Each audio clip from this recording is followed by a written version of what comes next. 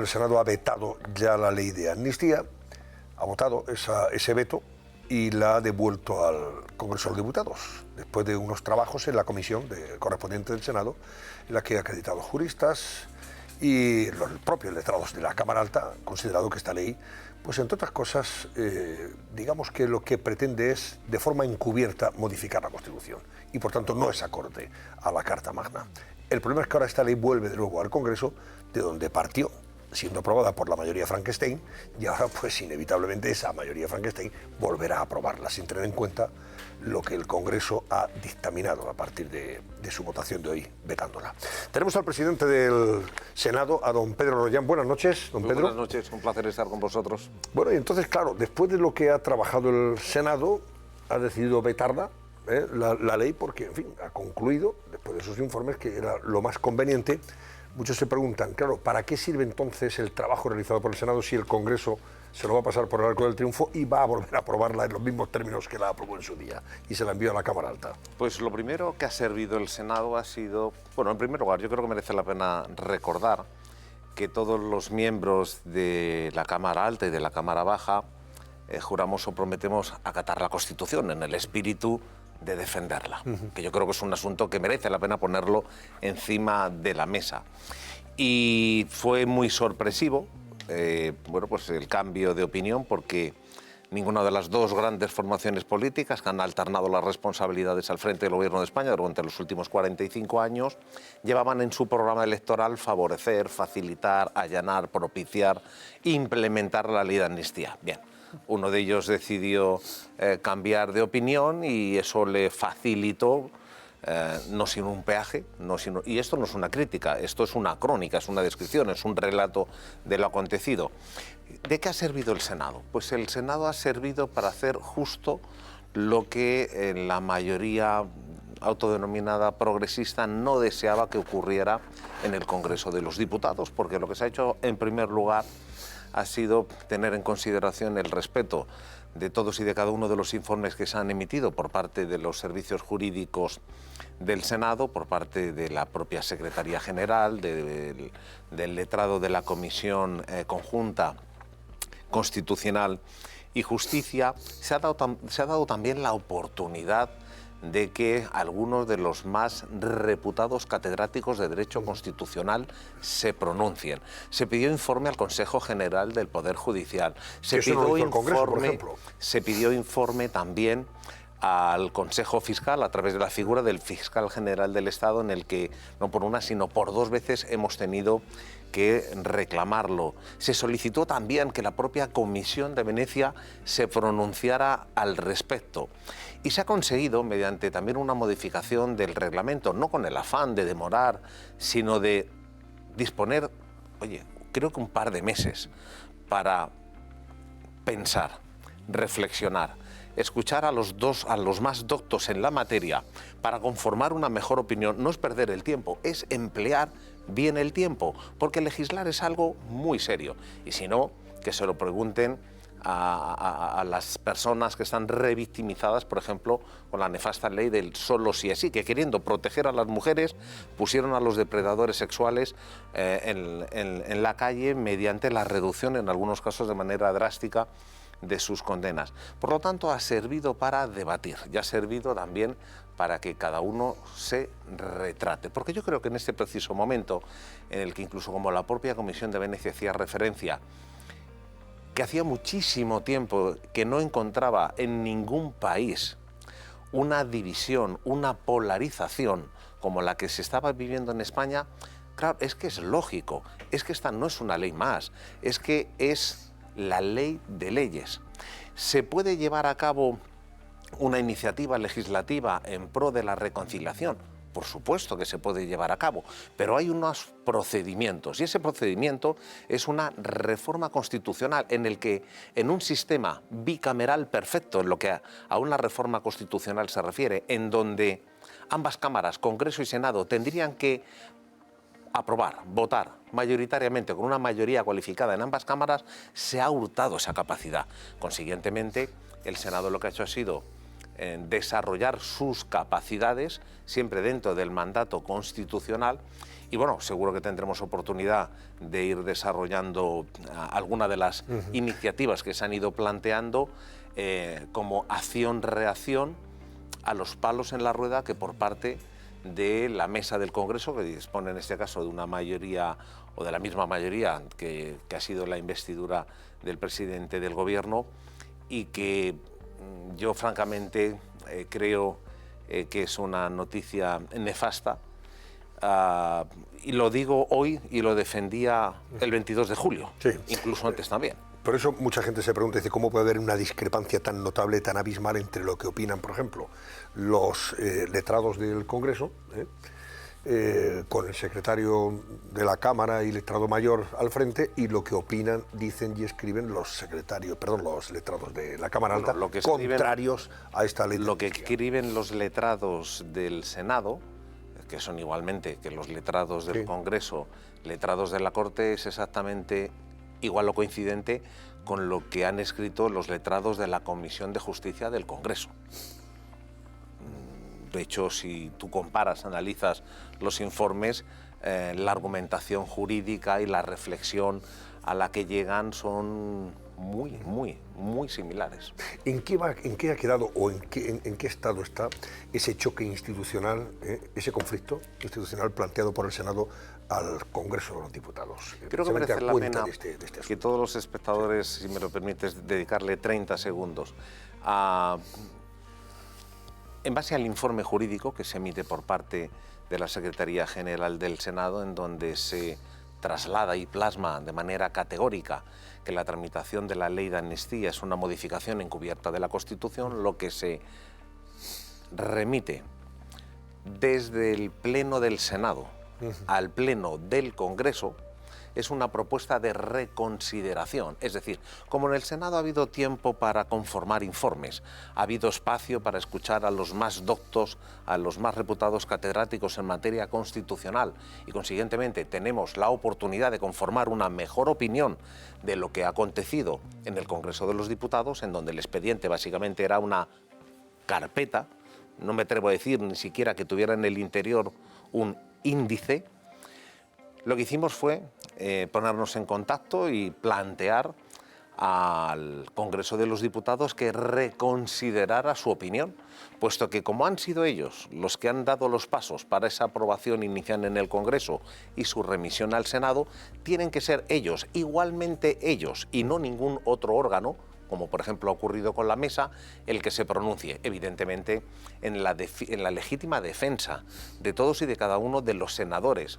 y de lo que consideramos también que reside a partes iguales la soberanía nacional, por mucho que algún destacado miembro del gobierno aprovecho para decirle que efectivamente el ministro Bolaño dice que la soberanía nacional solo reside en el Congreso, no en el Senado. Es muy brutal. Bueno, yo creo que eso queda magníficamente recogido y redactado en la Constitución española, que no hay que dedicarle mucho más tiempo. Por esa razón, lo que se hizo fue, ante la negativa, plantear un conflicto institucional. ¿Qué es lo que ha ocurrido? Que como no ha sido el Pleno del Congreso el que ha respondido al Pleno del Senado, y lo que ha hecho ha sido consumir un tiempo muy importante, muy necesario, para permitir al Senado tener la posibilidad de recurrir ante el Tribunal Constitucional por ese consumo que es sinónimo de pérdida de tiempo, no por el Senado es la víctima, sino por parte de la mesa del Congreso de los Diputados, porque se ha arrogado unas capacidades y atribuciones que ni recoge la Constitución y que tampoco recoge el propio reglamento del Congreso de los Diputados, y lamentablemente no puedes dejar sin rematar y sin tramitar un expediente, más un asunto tan serio como este. Por esa razón, ante la negativa por parte del Congreso, lo que se hace es dejar sin efecto, dejar en suspenso, en tanto en cuanto el Pleno del Congreso, que es quien tiene que responder, pueda llevarlo a cabo. ¿Y cree que va a responder el Pleno del Congreso, don Pedro? Sinceramente. Porque si han perdido el tiempo hasta ahora, sinceramente, no han dado ningún paso. Yo creo lo dejaron morir. Que el debate de la amnistía es un debate que se le está atragantando al gobierno de la nación, lo digo honestamente. Por lo tanto, no tengo muchas esperanzas de que esto pueda ocurrir, como también ayer mismo comentaba con otro medio de comunicación, tanto que ahora se plantea por parte de la figura del presidente del gobierno, y reitero, esto no es una crítica, es una crónica, el que tiene que existir una regeneración, el que hay que repensar todo, pues yo creo que merece la pena también destacar que del mismo modo que en el Senado reside la soberanía nacional, también tiene una parte que es el control al gobierno, otra parte que es la propositiva, y dentro de la parte propositiva está la acción legislativa. El Senado ha aprobado ya 9 leyes, no una, 9. 9 leyes que han sido remitidas al Congreso de los Diputados, y hasta donde ellos están durmiendo en el sueño de los justos. Por eso le pregunto, señor Royan, ¿cree usted que el Partido Socialista, en definitiva, lo que quiere es deslegitimar al Senado en la medida en que el Senado tiene una mayoría absoluta del Partido Popular y no del entramado Frankenstein como en el Congreso? Bueno, lo cierto es que de las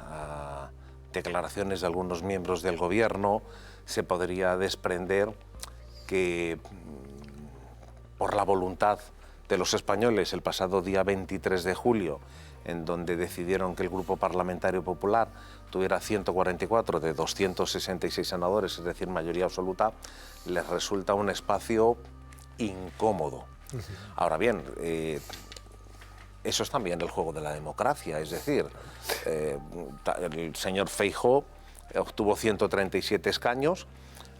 fue el ganador de las elecciones, como lo ha sido hoy, o como lo ha sido este fin de semana, mejor dicho, el señor Illa, pero eso no le garantizó que el tener más escaños que ninguna otra formación política le permitiera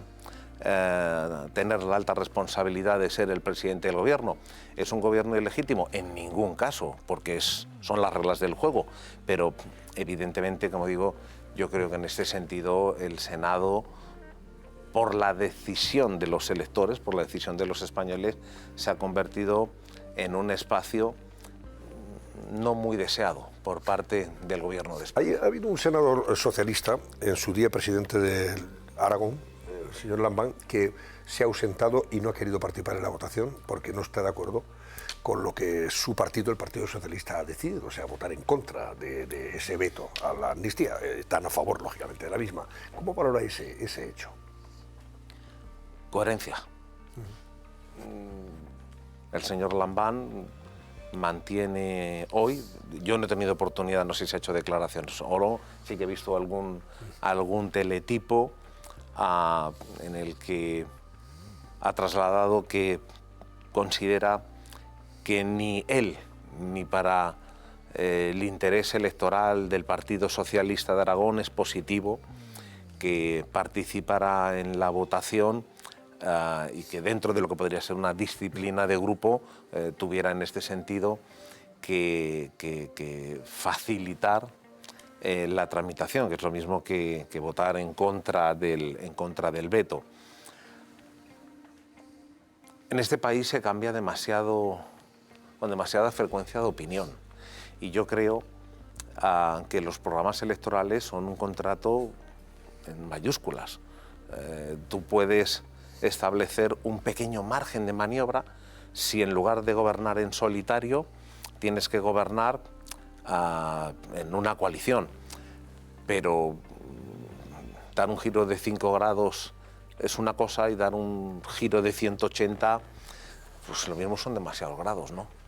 Le pregunto sobre la comisión de investigación que está funcionando, trabajando en el Senado a propósito del caso de las mascarillas, el llamado caso Koldo Ábalos, etc. Recientemente el Senado, esa comisión, ha pedido al Gobierno documentación a propósito de las actividades comerciales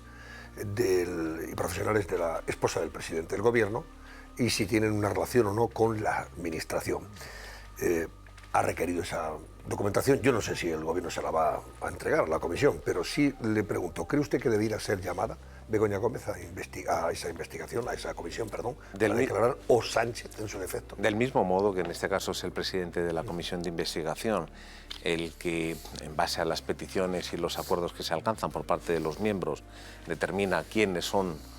los comparecientes y el orden de comparecer, así como también la información que tienen que solicitar o no. Esas son cuestiones que corresponden ya a los grupos parlamentarios determinar o no quién ha de participar. Yo creo que es importante el que se asuman los roles, en el sentido de el señor Sánchez es el presidente del gobierno y entonces la oposición, además de proponer, pues fiscaliza la propia acción del gobierno y se presupone, o al menos hasta la fecha había sido ese el respeto en las reglas de juego, el que es el gobierno se deja someter a un control. Cuando se formulan preguntas que están en la calle y no se obtienen respuestas, pues lógicamente se produce una situación anómala. Si se hubiera procedido en tiempo y forma a la hora de comparecer y de dar las debidas respuestas, pues posiblemente quizás no se estaría en la situación que se está viviendo en este preciso momento, pero entrar en una espiral continua, pues lo que viene es a retroalimentar que quien tenga dudas tenga más dudas, y yo creo que eso sinceramente pues no ayuda en el devenir de la cosa política del día a día. Señor Royan, ¿cree usted que va a incidir de manera notable el resultado de las elecciones en Cataluña de este domingo en el devenir inmediato de la legislatura? O sea, Sánchez puede verse condicionado a partir de ahora, dado que él depende de dos fuerzas separatistas que han perdido las elecciones. Uno de ellos, Puigdemont, le está exigiendo allí que sea investido a cambio de su apoyo en Madrid. El otro, Esquerra Republicana, Junqueras, hombre, dice, el apoyo a Sánchez nos está pasando factura, esto nos está matando a besos, como se dice vulgarmente. ¿Cree usted que puede quedarse sin esos apoyos en cualquier momento y pues convocar elecciones generales? Le seré sincero. Sí. Lo deseable sería es que ningún gobierno autonómico de ningún signo político influyera en la gobernabilidad de la única nación que es España.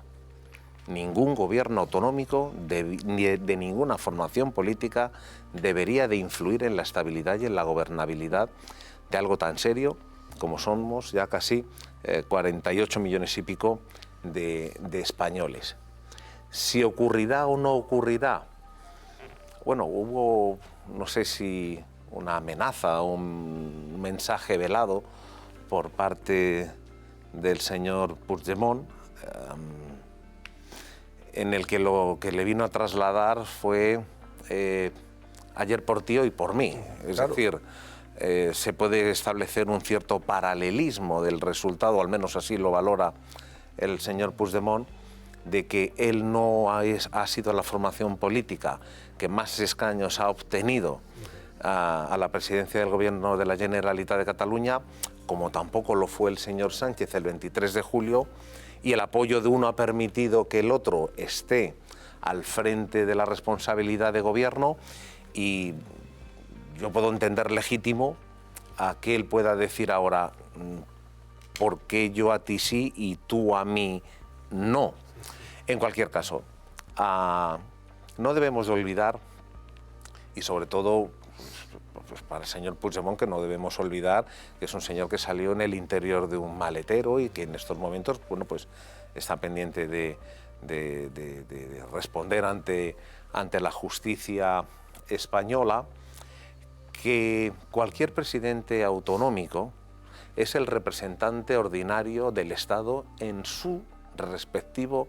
territorio. Es decir, estas son cuestiones serias y que no debemos de dejar pasar por alto, porque España es una gran nación, es un país que está generosamente repartidas las responsabilidades de gobierno, descentralizado a través del gobierno, de los ministerios, lo que es el Estado, las comunidades autónomas, las diputaciones, Consell, Cabildo, y yo creo que todo el mundo sabe cuál es su margen de maniobra. Oiga, y si alguien se sale del margen de maniobra, pues habrá que advertirlo y habrá que tomar cartas en el asunto. ¿Cree usted que el llamado Procés ha muerto con estas elecciones a tenor de unos resultados en los que el independentismo ha perdido? Hay más fuerzas contrarias a la independencia que partidarias de la misma. o por el contrario, en tanto Sánchez dependa de partidos independentistas que le están prestando su apoyo para seguir en la Moncloa, va a estar siempre condicionado al gobierno de la nación y por tanto de las exigencias de esos partidos, como, en fin, un referéndum, en fin, un estatus especial económico para Cataluña, etcétera, etcétera.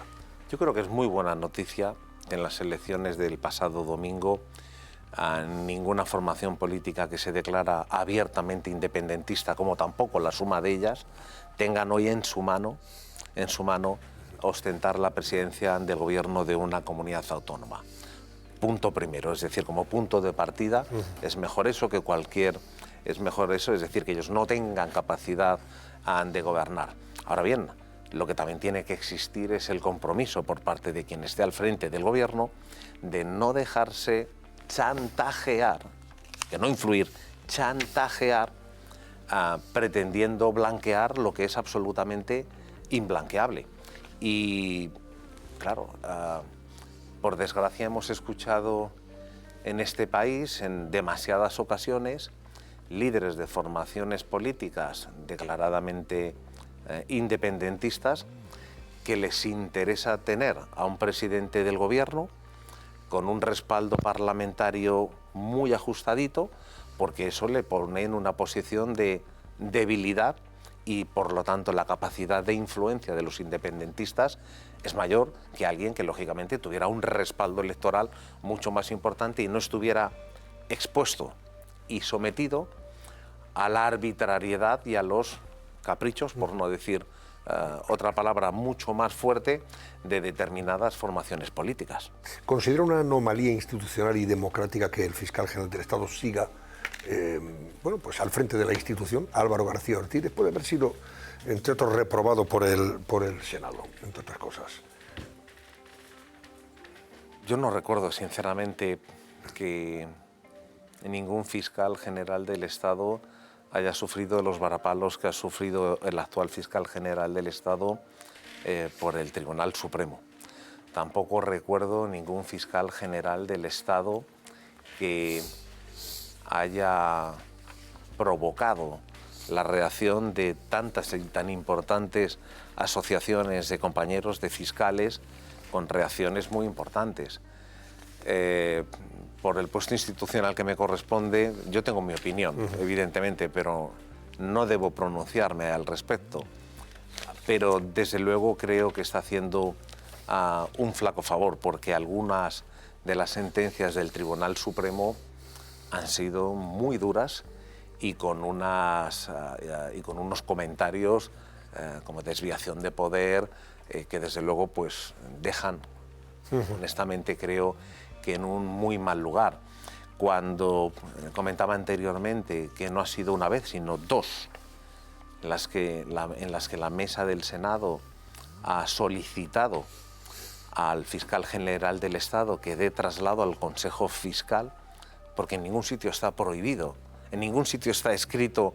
que el fiscal general del Estado no pueda dar traslado al Consejo Fiscal, cuando miembros del Consejo Fiscal públicamente habían adelantado que si por parte de alguna de las cámaras se solicitaba informe con respecto a la tramitación de la ley de amnistía, no lo harían, todo lo contrario, querían ser de utilidad. Porque, repito, no es una ley cualquiera, no es una ley más, es una ley que puede marcar un antes y un después, es una ley que puede provocar el que por una parte importante de la sociedad española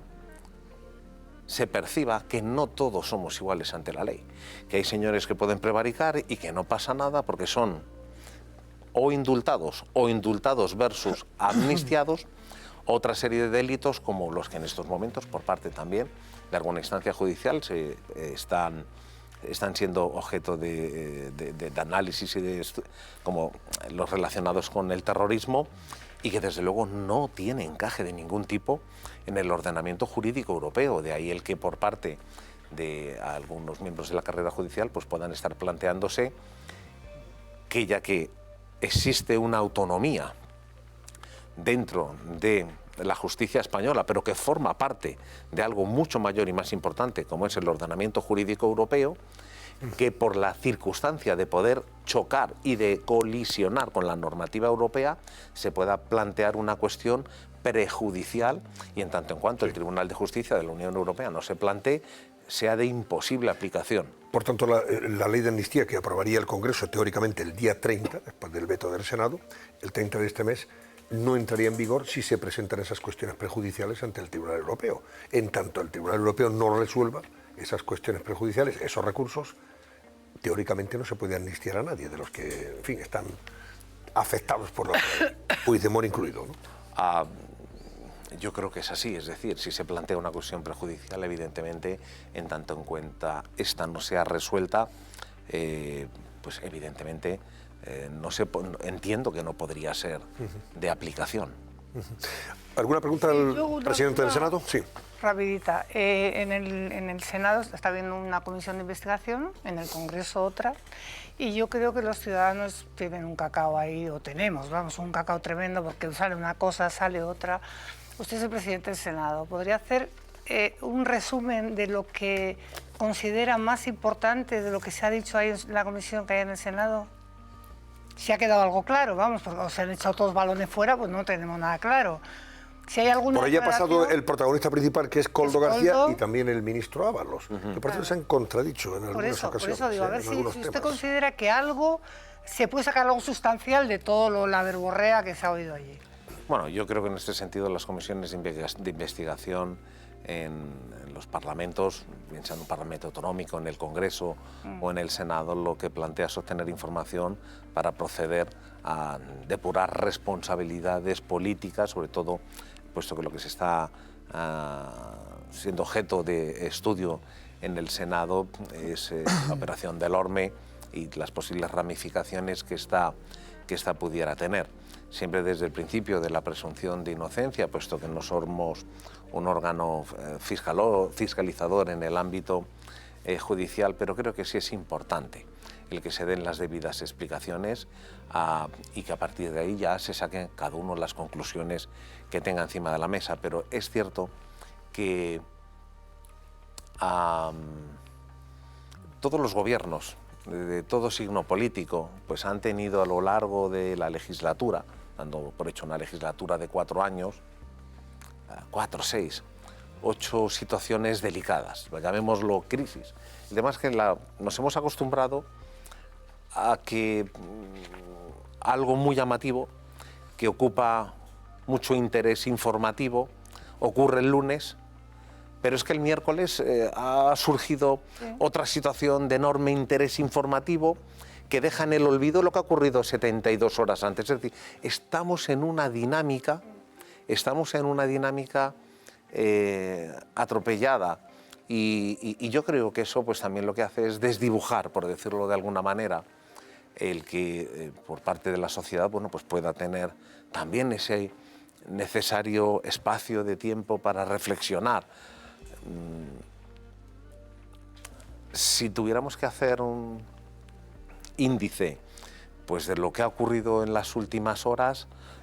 hacían referencia a lo que ha ocurrido en cercanías en Rodalíes. Hemos analizado el resultado electoral, hemos planteado también algo tan importante como ha sido el veto, gracias al apoyo mayoritario del Grupo Parlamentario Popular en el Congreso, vetando la ley de amnistía. El que también hoy en la mesa del Senado se ha recogido dejar sin efecto por la falta de respuesta en tiempo y en forma.